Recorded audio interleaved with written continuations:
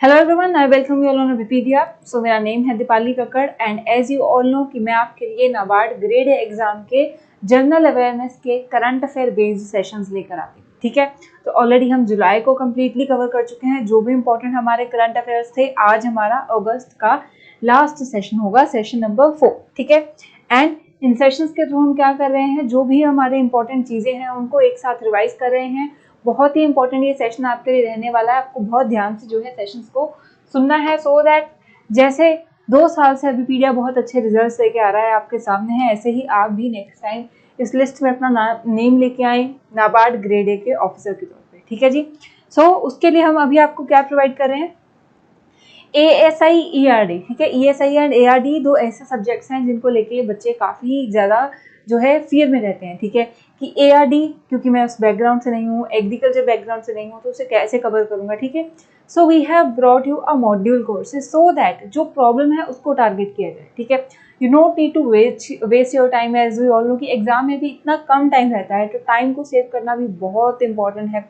सो module courses में आपको क्या मिलेगा, जैसे ARD का मॉड्यूल है, मतलब एग्रीकल्चर एंड रूरल डेवलपमेंट का, तो आपको live as well as recorded classes मिल जाएंगी, टेस्ट सीरीज मिल जाएंगे, MCQs मिल जाएंगे एंड PDF, मतलब all in all single solution मिल जाएगा आपको पूरा ARD अपना मॉड्यूल प्रिपेयर करने के लिए सिर्फ 800 में। ऐसे ही ESI का, बट इफ यू फील कि दोनों ही सब्जेक्ट्स में आपको प्रॉब्लम है तो आप हमारा कंबाइंड जो मॉड्यूल है उसको भी ले सकते हैं, एंड इसके लिए लिंक आपको डिस्क्रिप्शन में दिया गया है। ठीक है जी। तो हम अपना सेशन शुरू करते हैं। अगस्त के, जैसे कि मैंने बोला है, करंट अफेयर बेस्ड हमारा सेशन रहने वाला है। 3 सेशंस ऑलरेडी हो चुके हैं, रिस्पॉन्स आपका काफ़ी अच्छा रह रहा है। सो लास्ट टाइम भी आपने काफ़ी अच्छे से जो है आंसर भी किया था, सो वेरी गुड। इस बार भी आपको क्या करना है, क्वेश्चंस को बहुत ही अच्छे से अटेम्प्ट करना है। अपना स्कोर देखिए, अटेम्प्ट कीजिए। अगर MCQ फॉर्मेट में हम आपके साथ जो है सेशंस ले रहे हैं, so what you have to do on your part is कि आप एक बार अटेम्प्ट कीजिए। ठीक है, आपको एक बार अटेम्प्ट करके देखना है कि आप कितना स्कोर ले पा रहे हैं। एंड अगर आपको ये क्वेश्चन पता था, नहीं पता था, अगर कुछ लैग करता है तो वो कहाँ पे, ये भी आपको सारा देखना है साथ के साथ। ठीक है, तो सेशन को शुरू करेंगे। अगर अच्छा लगेगा तो लाइक एंड शेयर जरूर कीजिए। एंड अब हम अपने क्वेश्चन की तरफ बढ़ते हैं। ठीक है जी। So the first question is, India has settled its first ever crude oil payment to which country in the local currency. ठीक है, सो बहुत देर से न्यूज में चल रहा था कि हम डॉलर में ट्रेड करते हैं। ठीक है, तो डॉलराइजेशन को कम करने के कैंपेन्स वगैरह भी चले। ठीक है, एंड तो अभी क्या हुआ है, अगस्त में, ठीक है, अगस्त में for the very first time India ने एक कंट्री के साथ लोकल करेंसी में जो है पेमेंट की है। ठीक है, किसके लिए की है, क्रूड ऑयल की पेमेंट की है। तो कौन सी कंट्री है जिसको इंडिया ने लोकल करेंसी में पेमेंट किया है, A UAE, B Russia, C Iran या फिर D मलेशिया। एंड ऐसे क्वेश्चंस को देख के don't go with the news only. ठीक है, न्यूज में चल रहा है कि रशिया को बैन कर दिया गया है, सो मे बी रशिया होगा, क्योंकि रशिया के साथ ट्रेड वगैरह रोक दिया गया है। ठीक है, कि डॉलर्स में जो रशिया है अब डील नहीं कर सकता। सो ऐसे ऑप्शंस में कंफ्यूज करने वाला, ठीक है, ऐसे क्वेश्चंस में कंफ्यूज करने वाला ऑप्शन जरूर मिलेगा, but you have to be 100% sure. ठीक है, एंड करेक्ट आंसर क्यों मैंने बोला था कि सीधा ही देख के नहीं लगा देना है, because correct answer is A UAE। ठीक है, UAE is the correct answer, Russia correct answer नहीं होता। अगर आप करते तो गलत हो जाना था। ठीक है, तो यूनाइटेड अरब एमिरेट्स के साथ इंडिया ने for the very first time जो है क्रूड ऑयल की पेमेंट जो है लोकल करेंसी में की है। ठीक है, सो दैट US डॉलर के ऊपर जो है ये रिलायंस कम की जाए अपनी। एंड अब ये जो डील की गई है अंडर एक सिस्टम के अंडर की होगी। ठीक है, अगर हम डॉलर के सारा ट्रेड कर रहे हैं तो वो भी एक सिस्टम बना। ठीक है, सो वैसे ही अगर इंडिया ने अब लोकल करेंसी में ट्रेड की है तो वो सिस्टम है लोकल करेंसी सेटलमेंट सिस्टम। ठीक है, LCS, local currency settlement system. ठीक है, अब कौन कौन सी कंपनीज इन्वॉल्व, ठीक है, क्योंकि डायरेक्ट गवर्नमेंट ऑफ इंडिया तो परचेजेस नहीं कर रही है, कंपनीज के थ्रू कर रहे हैं, तो कौन कौन सी कंपनी है, so state owned Abu Dhabi national oil company. ठीक है, तो Abu Dhabi national oil company UAE की, and the Indian oil corporation. ठीक है, एंड अगर एग्जामिनर आपसे टफ क्वेश्चन पूछना चाहे तो they can ask, recently UAE के साथ इंडिया ने लोकल करेंसी में डील की थी। ठीक है, under the our system LCS system. ठीक है, तो अबू धाबी की कंपनी का नेम दे देंगे, that is Abu Dhabi national oil company. India की कौन सी कंपनी थी, एंड तब आप कंफ्यूज हो जाएंगे, इंडियन ऑयल पूछ लेंगे, ठीक है, या फिर कोई और हमारी कंपनी का पूछ लेंगे, भारत पेट्रोलियम BPCL, तो इनमें हम कंफ्यूज हो जाएंगे। So you have to remember ये छोटे छोटे फैक्ट्स हैं, बहुत इंटरेस्टिंग फैक्ट्स हैं, आपको याद रहेंगे, आपको सिर्फ 2 बार रिवाइज करना है। That Abu Dhabi national oil company with the Indian oil company under the local currency settlement system, India and UAE had made a deal in the local currency for the crude oil purchase, ठीक है। And जो first transaction हुई थी ये पहले जुलाई में हुई थी, उसमें गोल्ड जो है उसको पहले बेच के करेंसी वगैरह ली गई थी, ठीक है। ये सेकंड जो ट्रांजैक्शन हुई थी ये अगस्त में हुई थी विद यूएई, ठीक है जी। नेक्स्ट क्वेश्चन अब देखते हैं। सेकंड क्वेश्चन है which is the first country to successfully land on the south pole of the moon. Very easy question, ठीक है। It is expected from all of you that you get this answer very correct, ठीक है। It was very much in news. So USA, China, India और Russia, ठीक है। And there was race between India and Russia, we were getting updates whether Luna 25 is going to land first or the Chandrayaan 3, right? So we all know the answer is C, India. India's third moon mission, that is the Chandrayaan 3 with the lander module has landed on the south pole, ठीक है। So it is the very first country जिसने south pole के ऊपर land किया है। Though Russia's Luna 25 was trying, but the attempt was not successful, ठीक है। So Luna 25 अगर पूछा जाए किसका मिशन है तो वो भी याद रखिए, Luna 25 जो मिशन है it's of the Russia and it's also a moon landing mission, ठीक है। तो रिसेंटली अभी ये हुआ है तो 2-4 चीजें बहुत और भी इंपॉर्टेंट हो जाती हैं, ठीक है। तो किस दिन को जो है ये मून पे लैंड किया था हमारा चंद्रयान 3, ठीक है। And you would be thinking कि ये क्वेश्चन क्यों पूछ रहे हैं, and many of you might know कि 23 अगस्त को जो है Chandrayaan 3 has successfully landed on the moon, ठीक है। तो 23 अगस्त को किया है। And why this is important now, because after the landing it has been declared as a national space day in recognition of the ISRO scientist achievement, ठीक है। तो स्पेस फील्ड में जो भी इंडिया की अचीवमेंट्स है उसको कमेमोरेट करने के लिए 23 अगस्त को अब हमारा नेशनल स्पेस डे होगा, ठीक है। बट उसके साथ साथ, ठीक है, उसके साथ साथ आपको एक और इंटरनेशनल डे भी है, थोड़ा सा उसको भी देख लेते हैं, ठीक है। 23 अगस्त को होता है एक और इंटरनेशनल स्लेव डे, ठीक है।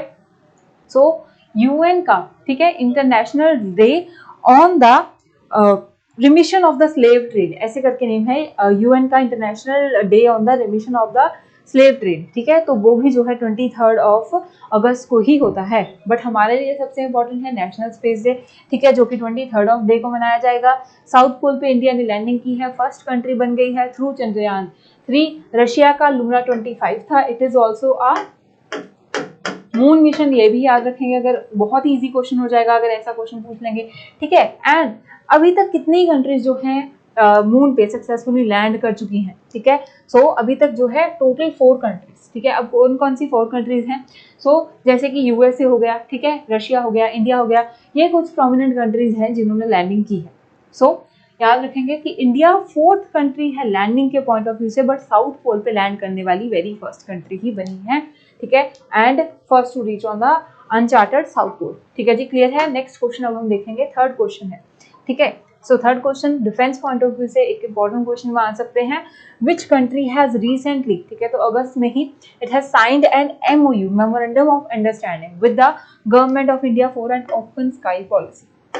Now what is open sky policy, किस चीज से लिंक्ड है, ठीक है। ओपन स्काई पॉलिसी जो है वो इस चीज के ऊपर एम्फेसिस करती है, जो एयर फील्ड्स है हमारी, ठीक है, जो एयर स्पेस है, ठीक है, that can be used freely. ऐसा नहीं है कि बिल्कुल ही अनरिस्ट्रिक्टेड हो जाता है। हम क्या करते हैं, कुछ अब अगर हमें एयरप्लेन्स वगैरह, ठीक है, एयरप्लेन्स हमारे फ्लाई करते हैं दूसरे कंट्रीज के एयरवे जोन से, ठीक है, तो उसके लिए परमिशंस लेनी पड़ती हैं। तो under the open sky policy जो है परमिशंस है वो नहीं लेनी पड़ती है, ठीक है। कौन सी कंट्री के साथ रिसेंटली इंडिया ने साइन किया है, यूएई, न्यूजीलैंड, ऑस्ट्रेलिया या यूएसए, ठीक है। एंड क्या हुआ था, एक पीएम मोदी का विजिट था, ठीक है, तो उसके लिए भी क्या था कि परमिशन लेनी पड़ी थी कि पाकिस्तान एयर स्पेस को क्रॉस करेगी एयरलाइंस या नहीं, ठीक है। ओपन स्काई पॉलिसी कहीं ना कहीं एक इंपॉर्टेंट स्टेप दिखाती है टुवर्ड्स कि हमारे उस कंट्री के साथ जो टाइज हैं दे आर गेटिंग स्ट्रॉन्गर, ठीक है। UAE, New Zealand, Australia and USA में से किसके साथ रिसेंटली अगस्त में ही इंडिया ने ओपन स्काई पॉलिसी की है? Correct answer would B New Zealand, ठीक है। दो काफ़ी हमें फैंसी ऑप्शन लग सकता है यूएसए, बट रिसेंटली जो साइन किया गया है वो न्यूजीलैंड के साथ ही किया गया है, ठीक है। याद रखेंगे हमारा करेक्ट आंसर है न्यूजीलैंड। सो 29 अगस्त को ही ये साइन किया गया था memorandum between the government of India and government of the New Zealand allowing more flights between the various cities in the two countries. ठीक है, मोर फ्लाइट्स। अब मोर फ्लाइट्स क्यों है? क्योंकि एयर स्पेस की जो है एक्सेस वो बढ़ा दी गई है। इससे क्या बूस्ट होंगे? बायलैटरल रिलेशनशिप्स होंगे। ठीक है, एविएशन की शेड्यूलिंग के न्यू रूट्स जो है वो खुल जाएंगे। ठीक है, कोड शेयर हो गए, traffic rights and capacity entitlement, इन सब के ऊपर भी जो है दोनों नेशन की कोऑर्डिनेशन जो है इम्प्रूव होगी। इंपॉर्टेंट चीज क्या है? The New Zealand designated airlines. ठीक है, जो न्यूजीलैंड की होंगी उनको क्या मिल जाएगा? अनरिस्ट्रिक्टेड सर्विसेज मिल जाएंगी with any type of aircraft. ठीक है, सो 6 जो हमारे इंपॉर्टेंट क्या है? 6 इंडियन सिटीज जो है वहाँ के इंपॉर्टेंट एयरलाइंस एयर रूट्स के ऊपर न्यूजीलैंड की जो किसी भी तरह की एयरक्राफ्ट को अनरिस्ट्रिक्टेड जो है फ्लाई जोन मिल जाएगा। ठीक है, बट सबसे इंपॉर्टेंट बस ये याद रखना है कि ओपन स्काई जो हमारी अभी रिसेंटली ट्रीटी साइन हुई है वो न्यूजीलैंड के साथ हुई। ठीक है जी, नेक्स्ट क्वेश्चन अब हम देखेंगे, क्वेश्चन नंबर 4 है। ठीक है, सो अवार्ड्स वगैरह भी एग्जाम में काफी पूछे जाते हैं, तो एक इम्पॉर्टेंट अवार्ड था। ठीक है, अगस्त में दिया गया था। So who has been awarded by the women icon award. ठीक है, अब ये कौन सा अवार्ड है? Women icon award from the House of Lords of the UK parliament. ठीक है, तो वुमेन आइकन अवार्ड जो है यूके की पार्लियामेंट में हाउस ऑफ लॉर्ड्स के द्वारा जो है दिया गया है टू एन इंडियन पर्सन। ठीक है, तो वो कौन है इंडियन जिनको मिला है? लक्ष्मी अग्रवाल, कीर्ति भारती, मायरा ग्रोवर या सुनीता कृष्णन। ठीक है, तो ABCD में से कौन सा करेक्ट आंसर है? आपको थोड़ा सा टाइम लेके सोचना है, इंपॉर्टेंट क्वेश्चन है। अगर कहीं ना कहीं पढ़ा है तो आपको याद आ जाएगा। If you haven't readen it till now. ठीक है, if you haven't read it till now, so आज इसको अच्छे से याद रखेंगे। करेक्ट आंसर इसका क्या है जी? सी, Myra Grover. So the correct answer would be C, Myra Grover, who has been the recipient of the Women Icon Award given by, ठीक है, that has been conferred by the House of Lords। ठीक है, UK की parliament का house of Lord's है। ठीक है, जिसको हम क्या है upper house of the UK parliament बोल सकते हैं, उनके द्वारा दिया गया है। एंड ठीक है, सो मायरा ग्रोवर इंपॉर्टेंट हो जाती हैं। अब कौन है इनके बारे में थोड़ा सा जानेंगे। So she is an author as well as secretary of the new Delhi social worker association. ठीक है, तो एक तो सोशल वर्कर एसोसिएशन के साथ जुड़ी हुई है, दूसरी ये एक ऑथर भी है। ठीक है, and has been awarded at the prestigious women icon award. एक इंटरनेशनल रिकॉग्निशन का अवार्ड है from the House of Lords for her contribution to the society in the domain of the mental wellness. किस डोमेन के लिए मिला है? Mental wellness. ठीक है, सो याद रखेंगे मायरा ग्रोवर को दिया गया है women icon award by the UK parliament for her contribution to the society in the mental wellness. And इसी मेंटल वेलनेस को लेके 2022 में उन्होंने अपनी बुक का कवर भी लॉन्च किया था। सो कहीं ना कहीं वो बुक में भी एग्जामिनर क्वेश्चन डिफिकल्ट करने के लिए पूछ लें। ठीक है, तो जो उनकी बुक है ऑफ द मायरा ग्रोवर, ठीक है, जो उन्होंने अपना कवर पेज लॉन्च किया था, that was the evolving mindset of psychological lens into the 21st century youth culture. ठीक है, तो याद रखेंगे मायरा ग्रोवर से ही लिंक्ड बुक है the evolving mindset a psychological lens into 21st century youth culture. ठीक है, सो इससे हमें याद रह गया कि मायरा ग्रोवर को किस चीज के लिए मिला है? फॉर द मेंटल वेलनेस में सोसाइटी के लिए उन्होंने जो रोल निभाया है। अब ये रोल निभाने में ना सिर्फ वो एक सोसाइटी के मेंबर है, उन्होंने एक बुक भी लॉन्च की है। एंड बुक का टाइटल अगेन रिवाइज कर लेते हैं, the evolving mindset a psychological lens into 21st century youth culture. ठीक है, so this is an important thing. अब हम सबको याद रहेगी रिपीटेड रिवीजन से। ठीक है, इटसेल्फ हमने 3 बार इसको रिपीट कर लिया है। If you are not skipping the video you will remind this surely in the exam. ठीक है, नेक्स्ट एक और अवार्ड दिया गया था। ठीक है, डॉक्टर गौरव ग्रोवर को, ठीक है, दिल्ली बेस्ड हैं, उनको भी भारत गौरव सम्मान जो है again by the House of Lords जो पार्लियामेंट है वहां पे दिया गया था। ठीक है, सो डॉक्टर गौरव ग्रोवर को किस चीज का दिया गया है? भारत सम्मान जो है, भारत गौरव सम्मान। गौरव को भारत गौरव सम्मान ही मिला है। ठीक है, सो नेम ऐसे हम बहुत इजीली याद रख सकते हैं। देखिए, Myra Grover associated with mental wellness. ठीक है, मेंटल वेलनेस की ही बुक है। गौरव जो ग्रोवर हैं उनको किसने मिला है? भारत गौरव सम्मान। तो नेम मैच करते हैं, कहीं ना कहीं इजी हो जाएंगे याद करने के लिए। ये न्यूज में थे, इंपॉर्टेंट है, I hope you get it. ठीक है, सो नेक्स्ट क्वेश्चन को देखते हैं। 5th क्वेश्चन है, which country was the host of the world water week 2023 event. ठीक है, सो वर्ल्ड वाटर वीक जो है कब हुआ था? 2023 में रिसेंटली हुआ था। ठीक है, अगस्त के कर रहे हैं, तो एक हिंट तो यहीं से मिल गया कि अगस्त में हुआ था। कौन सी कंट्री में हुआ था, सबसे पहले ये क्वेश्चन देखेंगे। A Sweden, B USA, C Sri Lanka या डी बांग्लादेश। और if I would like to ask you, E India. ठीक है, हो सकता है ऑप्शन में गलती हो। ध्यान से देखना है कि जो हमारा वर्ल्ड वाटर वीक 2023 इवेंट था, कौन सी कंट्री ने होस्ट किया था, ए बी सी डी या फिर ई। ठीक है जी। And I would again tell you, don't get confused with the another option that I have given. I am purely giving this to get you confused. ठीक है, तो so that आप थोड़ा सा confuse हो जाएं गलत करने उसके लिए। ठीक है, but correct answer would be A, Sweden. Sweden was the host country of the World Water Week. ठीक है, जिन्होंने ये इवेंट होस्ट किया था, वर्ल्ड वाटर वीक के ऊपर समिट को होस्ट किया था। तो ये एक ऑनलाइन समिट, ठीक है, ये एक ऑनलाइन इवेंट था होस्टेड बाय द स्वीडन। ठीक है, स्वीडन जो कंट्री थी इसको होस्ट कर रही थी। इसका थीम क्या था ये भी इंपॉर्टेंट हो जाता है, कौन सा वीक था ये भी। ठीक है, so the world water week सबसे पहले 20 to 24 अगस्त 2023 को एक ये इवेंट सेलिब्रेट किया गया था। ठीक है, ऑनलाइन था। स्टॉकहोम स्वीडन जो है इसका मेन होस्टिंग कंट्री था। एंड थीम क्या था, seeds of the change, innovative solutions for a water wise world. ठीक है, सो ये याद रखेंगे, थीम क्या था, solution of change, innovative solution for a water wise world. But important है, वर्ल्ड वाटर वीक जो है कब होता है, 20 से 24 अगस्त 2023 को मनाया गया था।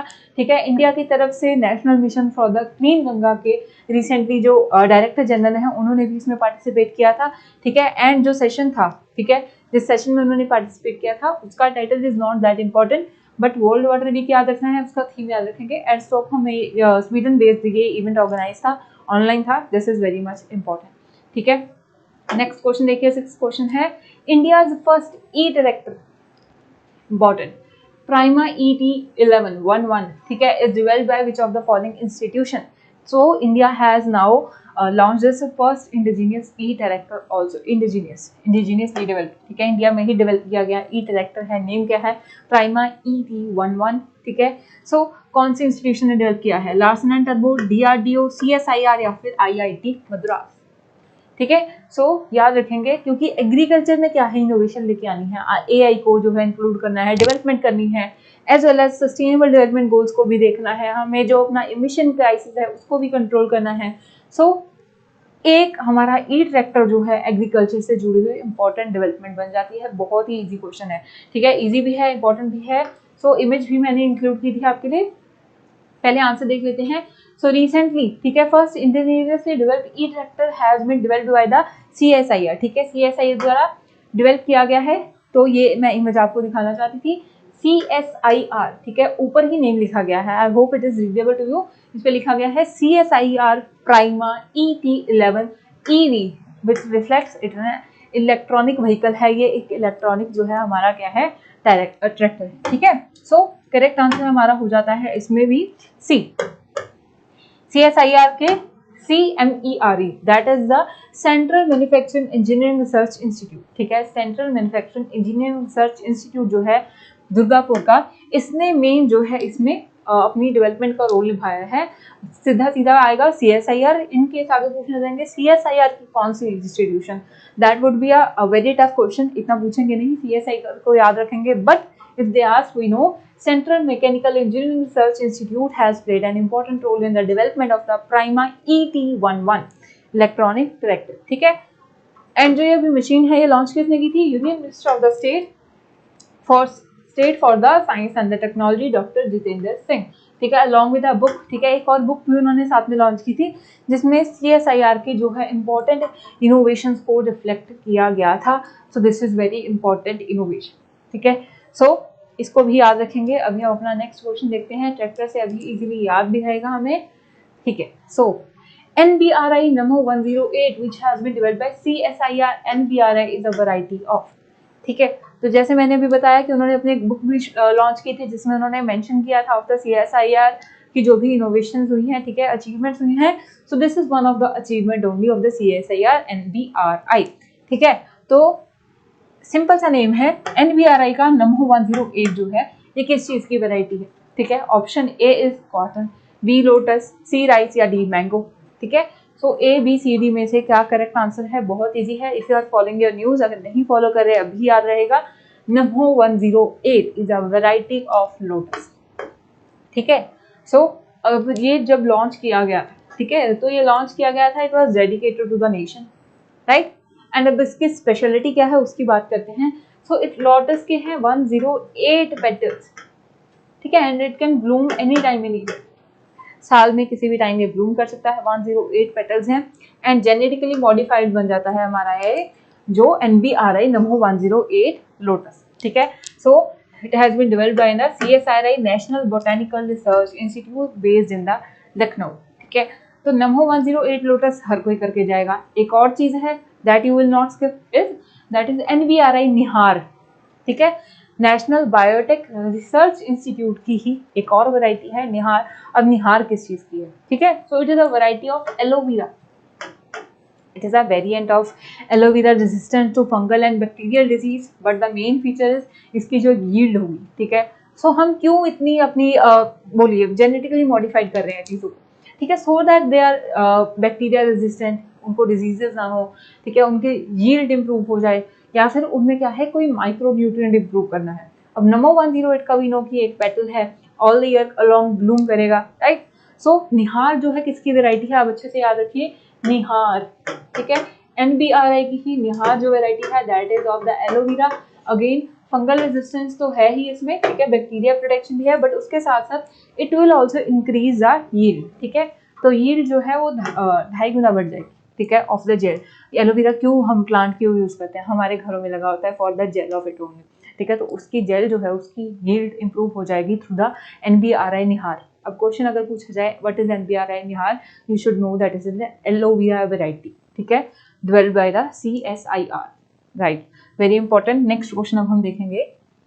सो the next question is 8th question, which Indian city is the जी, ठीक है, which Indian city is the host, ठीक है, कौन सी सिटी ने होस्ट किया था क्या, G20 डिजिटल इनोवेशन अलायंस, ठीक है, DIA समिट। सो G20 का डिजिटल इनोवेशन अलायंस कौन सी सिटी में होस्ट किया गया था, वाराणसी, बेंगलुरु, पुणे, चेन्नई, ठीक है। लास्ट सेशन में भी हमने जो है किया था, एक हमारा डॉक्यूमेंट किया था, Kashi document, if I correctly remember, ठीक है, कल्चर के ऊपर था, ठीक है, जो कि बोलता है कि आर्ट एंड क्राफ्ट को वापस कर दिया जाए। तो G20 की जो कल्चर मीटिंग हुई थी वो वाराणसी में हुई थी, ठीक है, तो ये भी हमने लास्ट में की थी। अब हम बात कर रहे हैं डिजिटल इनोवेशन जो हमारी समिट हुई है, ठीक है, डिजिटल इनोवेशन अलायंस की समिट ABCD वाराणसी, बेंगलुरु, पुणे या फिर चेन्नई में से कहाँ हुई थी, ठीक है। Again this is also an important question and the correct answer for this is the silicon valley of India, that is the Bengaluru, ठीक है, B Bengaluru is the correct answer. So recently क्या है, ठीक है, ministry of state again for the skill development and entrepreneurship and electronics, Rajeev Chandrasekhar जो है, इन्होंने inaugurate किया था G20 के डिजिटल इनोवेशन अलायंस समिट को, जो कि बेंगलुरु में हुआ था, ठीक है। अगेन ये सारी समिट्स को एक बार तो हमें देखना ही पड़ेगा, ठीक है। G20 जो है इंपॉर्टेंट है, वी विल थिंक कि हाँ इतनी समिट्स क्यों याद करनी है, but they will be easy to remember, क्योंकि जो समिट्स हैं उनकी जो ओरिजिन है, जिन they are related to which field, ठीक है, वही फील्ड से लिंक जो है उनकी सिटीज टारगेट की गई थी। वाराणसी में हमारी कल्चर की मीटिंग हुई है, अगर हम डिजिटल इनोवेशन अलायंस की बात कर रहे हैं वो बेंगलुरु में हुई है, तो थोड़ा सा लॉजिक के साथ करेंगे, सारी समिट्स जो है कहीं ना कहीं हम इंपॉर्टेंट याद रखेंगे, ठीक है जी। सो द समिट है, इसने फोकस किसके पे किया था, डिजिटल पब्लिक इंफ्रास्ट्रक्चर के ऊपर, security in the digital economy, digital skilling. So digital world अब सारा होता जा रहा है, हम स्टडी भी डिजिटली कर रहे हैं, राइट।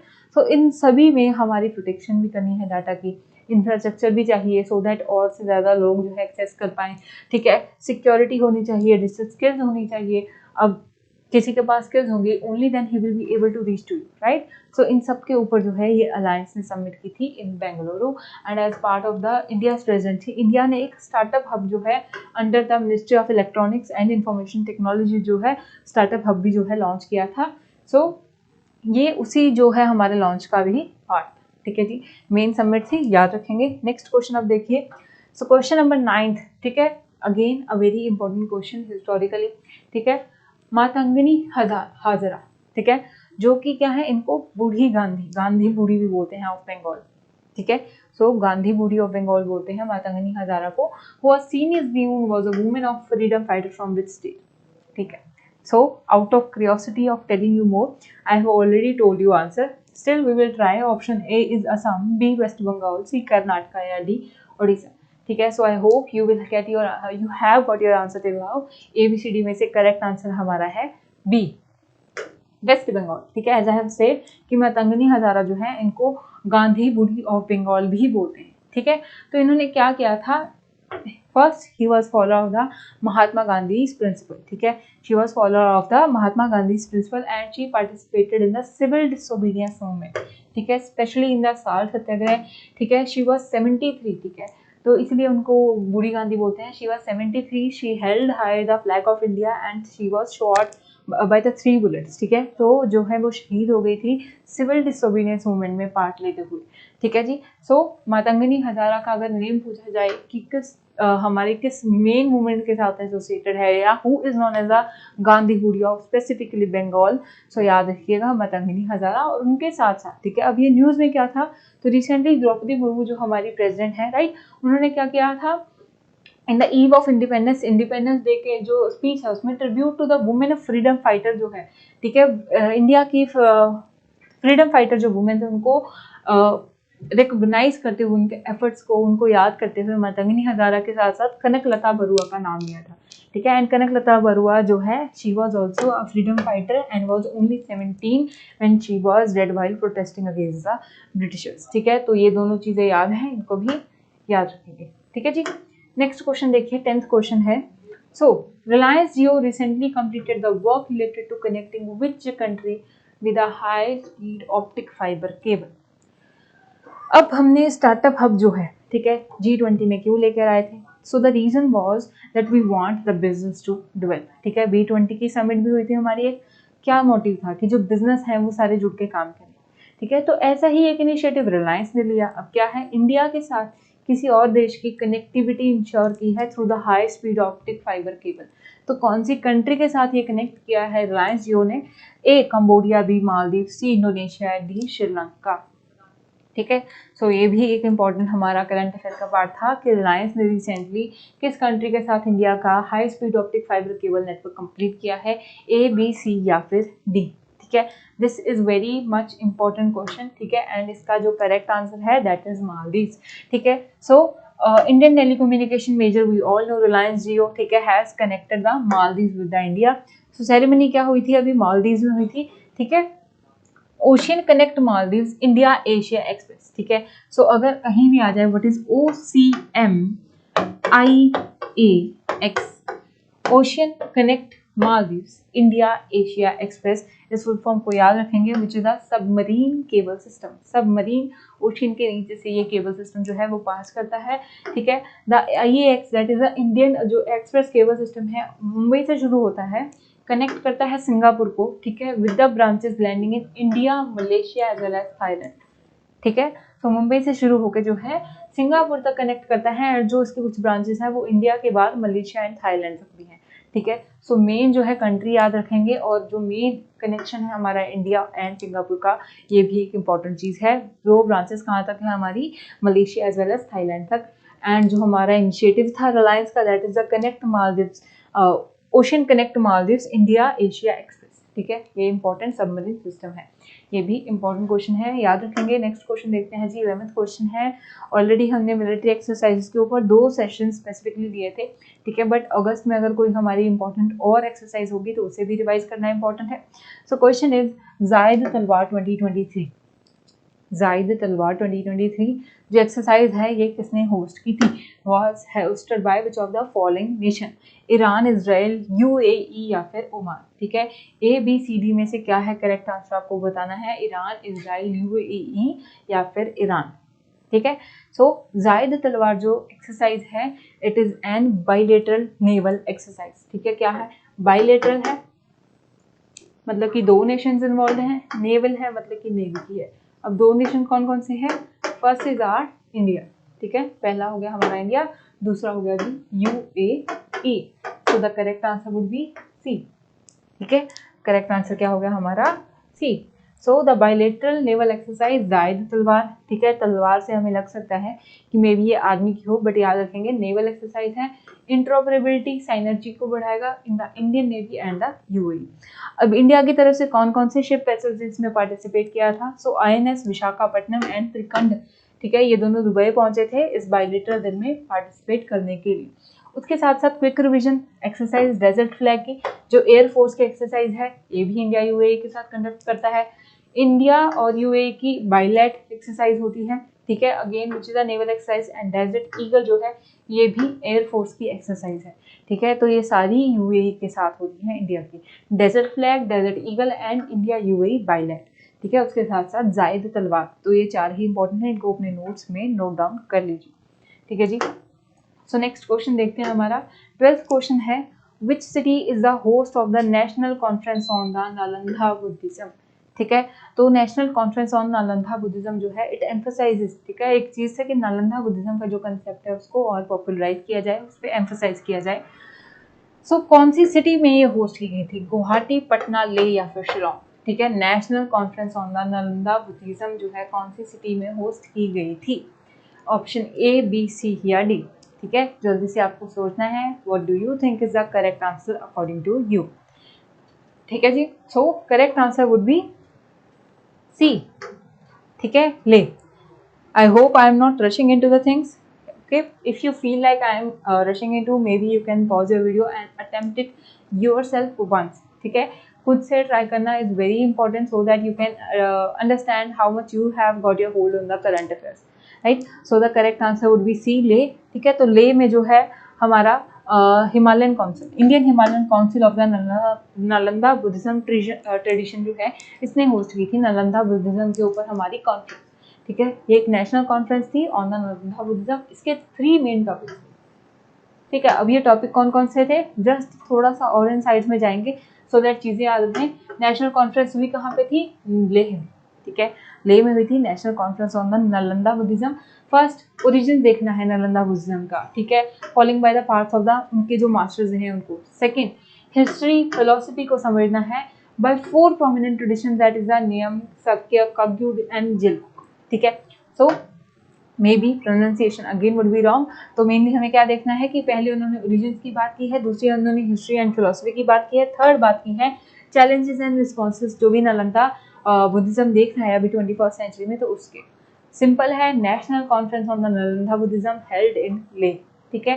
3 चीज़ों को देखा है, हिस्ट्री फिलोसफी को देखा है, ओरिजिन को देखा है, रिसेंट चैलेंजेस को देखा है, बस सिंपल सी चीज़ है, याद रहेगी, वेरी मच ईजी, ठीक है ना।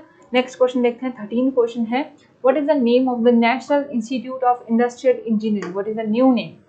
सो रिसेंटली, ठीक है, national institute of the industrial engineering has been renamed, ठीक है। एंड अब ये रीनेम हुआ है तो उससे क्या मिला है, महाराष्ट्र को अपना सेकंड IIM, ठीक है।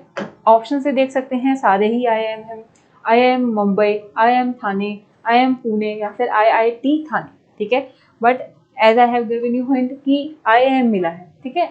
सो करेक्ट आंसर इसका क्या होगा आपको ये बताना है। रीनेम क्या किया गया है, national institute of the industrial engineering NITIE and renamed into IIM Mumbai, ठीक है। So recently National Institute of Industrial Training has been renamed as the Indian Institute of Management Mumbai after the IIM amendment bill was passed by the both the houses, ठीक है। and it makes it the 21st IIM in India and the second in the Maharashtra, ठीक है। अब India में क्या है, we are focusing की जो हायर लेवल की एजुकेशन है, they have the better quality, ठीक है। so these institute are being developed for a higher grade education, so उसी के लिए जो है मुंबई का जो NITI था उसका चेंज करके उसको इंडियन इंस्टीट्यूट ऑफ मैनेजमेंट बना दिया गया है। महाराष्ट्र का ये सेकंड बनता है आफ्टर द IIM नागपुर, ठीक है जी। नेक्स्ट अपना 14th क्वेश्चन देखते हैं।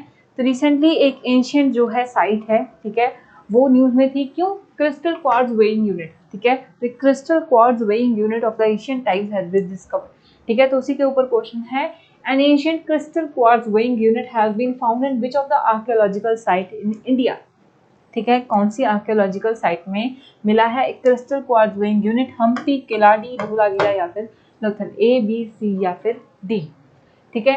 एंड कहीं ना कहीं IVC की साइट्स तो बहुत ही न्यूज में रहती हैं, एंड अगर वो न्यूज में है तो बहुत एग्जाम के लिए इंपॉर्टेंट हो जाता है, बट ठीक है, ये IVC मतलब इंडस वैली सिविलाइजेशन की साइट नहीं है, ठीक है।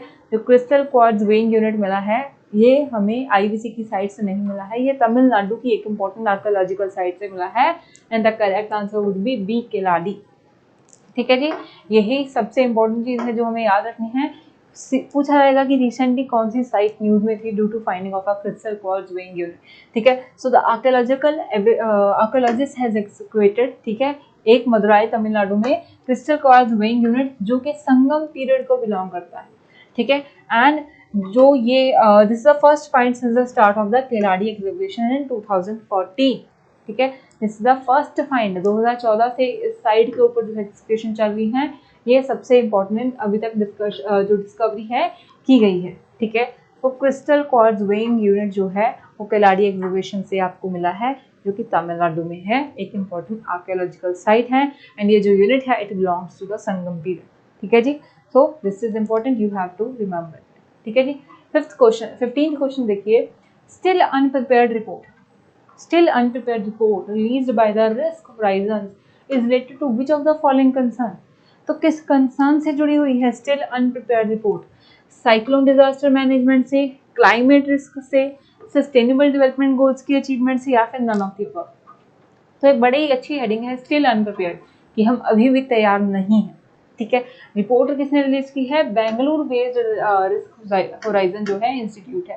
ठीक है, तो ABCD में से क्या है करेक्ट आंसर, किस कंसर्न को फॉलो करती है रिपोर्ट? ठीक है, सो आंसर देख लेते हैं, इसका आंसर होगा हमारा बी। ठीक है, it reflect unpreparedness of the banks for the climate change. ठीक है, तो क्लाइमेट रिस्क से एसोसिएटेड जो है रिपोर्ट है। So the recent analysis conducted by the Bengaluru based think tank है क्लाइमेट रिस्क होराइजन्स। ठीक है, क्लाइमेट रिस्क होराइजन रिपोर्ट का टाइटल था स्टिल अनप्रिपेयर्ड एंड हाईलाइट क्या करती है कि इंडिया बैंकिंग सेक्टर कन्फ्रंट नहीं करने, अभी भी तैयार नहीं है क्लाइमेट रिस्क को कन्फ्रंट करने को। तो क्लाइमेट रिस्क के साथ क्या होगा? फ्लडिंग हो जाएगी। ठीक है, अब उससे क्या होगा? इकोनॉमी में लॉस भी होगा and somehow we need a banking system prepared to ensure that losses ज़्यादा ना हो। ठीक है, सो ये जो है still unprepared report, it highlights the unpreparedness of the banking sector of India to confront the climate risk। ठीक है, and this come despite the country facing the extreme weather events। ठीक है, 314 दिन out of the 314 days out of the 365 days we have experienced extreme weather events। ठीक है, so it highlights that it is very much required now that we are ready to face climate challenges। ठीक है, and climate challenges में क्या आएगा? so heat बढ़ रही है, heat strokes के cases बढ़ जाएंगे, so we have to get infrastructure that can bear the heat stroke। Urban flooding है, वो इंफ्रास्ट्रक्चर को भी हैंडल करना है। देन सबमर्ज हो सकते हैं हमारे कोस्टल एरिया। सो इन सब के लिए हमारा बैंकिंग सिस्टम को भी प्रिपेयर देना होगा विद न्यू इनिशिएटिव।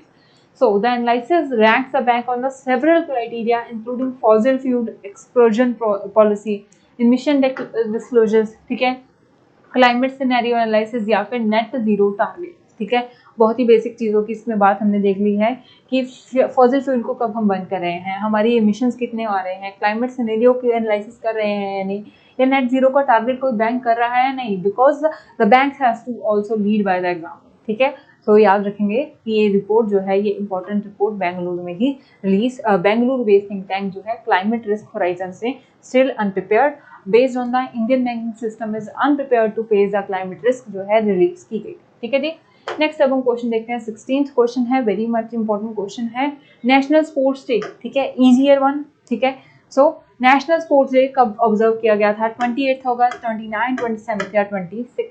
ठीक है, तो ये ऑप्शन आप खुद से देख लीजिएगा, बहुत ईजी है ना। लास्ट टाइम भी बच्चे ने रिप्लाई किया था, वेरी गुड, उन्होंने अच्छे से जो है एशियन डेवलपमेंट बैंक के बारे में बताया था। That was a very good attempt. I hope आप सब जिन्होंने भी देखा है वो उसको रिवाइज भी कर लिया होगा, इसी तरह इसको भी रिवाइज कर लीजिएगा। ठीक है ना, सो कमेंट सेक्शन में बता सकते हैं, बट ठीक है क्योंकि इजी क्वेश्चन है एंड आई थिंक ज़्यादा बच्चे एफर्ट्स देते नहीं है तो बता देते हैं। Correct answer would be B 29 August. ठीक है, नेशनल स्पोर्ट्स जो है major Dhyan Chand who was known as a wizard of the hockey. ठीक है, Indian wizard of the hockey, तो उनकी याद में जो है हमारा नेशनल स्पोर्ट्स डे जो है मनाया जाता है। ठीक है, तो एक और था, इंडिया का एक स्पोर्ट्स कैटेगरी का award has been renamed upon his name. तो ये आप कमेंट सेक्शन में बताइए कि कौन सा अवार्ड जो स्पोर्ट्स में दिया जाता है which has been renamed after the major Dhyan Chand. ठीक है, एंड उसके साथ साथ थीम भी देख लेते हैं नेशनल स्पोर्ट्स डे 2023 का, sports are enabler to an inclusive and fit society. ठीक है, ये तो वो बात है, we all know but we won't do, है ना। So sports are the enabler to an inclusive and fit society जो है इस साल का थीम था। National sports day 29 August in the remembrance of major Dhyan Chand and which sports award has been renamed after him, ये आप कमेंट सेक्शन में बता सकते हैं। ठीक है, ये भी आपको थोड़ा सा याद रखना है। आई वुड नॉट से कि एग्जाम के लिए इंपॉर्टेंट है, बट अगर हम बेसिक जनरल अवेयरनेस कर रहे हैं तो इतनी अवेयरनेस हमें रखनी है। ठीक है जी, so this is it for the session. And ऐसे ही आपके लिए as I always told you कि सेशंस हमारी टीम आपके लिए लेकर आती है। ऑलरेडी रैपिड रिवीजन में हमने अपने कंप्यूटर के, इंग्लिश के, लॉजिकल रीजनिंग, ठीक है, सभी सब्जेक्ट्स को टारगेट किया था। एंड अभी जो है हम और भी इंपॉर्टेंट कंसेप्ट को टारगेट करने वाले आने वाले सेशंस में, तो हमारे साथ बने रहिए अपनी रिविजन के लिए। And if you are again afraid of the ESI and ARD, you can check out our courses, ठीक है, जो मॉड्यूल वाइज कोर्सेज है उनका लिंक आपको डिस्क्रिप्शन में मिल जाएगा। And you should like and share the video if you find the content is relevant. ठीक है, so this is it for the day. I hope you like this session. Thank you and keep learning.